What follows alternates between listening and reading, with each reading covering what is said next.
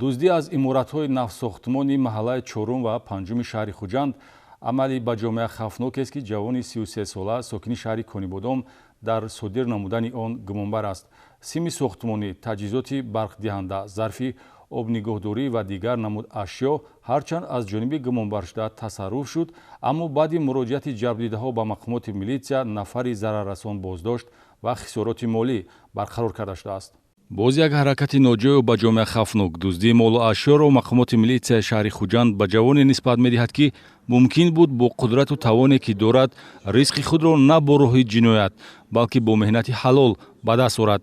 Даҳаи аввали моҳи ноябр дар ҳудуди маҳаллаҳои 4 ва 5 шаҳри Хуҷанд аз иморатҳои навсохтмон дуздида шудани асбобу лавозимоти сохтмониро милитсия ба қайд гирифт ва дар доираи чорабиниҳои фаврии ҷустуҷӯӣ гумонбари ҷиноят ҷавони 33 сола иқоматкунандаи шаҳри Конибодом ҳангоми дуздии навбатӣ ғофилгир шуд.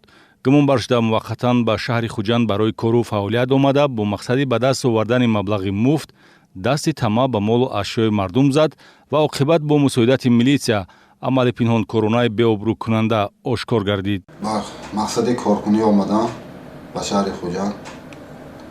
омадам дар ҳамин мантақаи шаҳри Хуҷанд кор кардам. Дидам дар як хона сим буд. ҳамун симро гирифта баъд ба бозори буда фурӯхтам.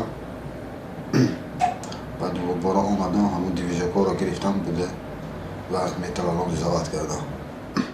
сими сохтмонӣ ва таҷҳизоти барқдиҳанда далелҳои шайъе мебошанд, ки 4500 сомонӣ арзиш дошта, дар се ҳолати дуздӣ аз ҷониби гумонбаршуда тасарруф ва милитсия онро рӯёнид. ҳамчунин санаи 15 ноябр гумонбаршуда қасди тасарруфи зарфи обнигаҳдории 5 тоннагиро дошт, ки 5000 сомонӣ арзиш дорад.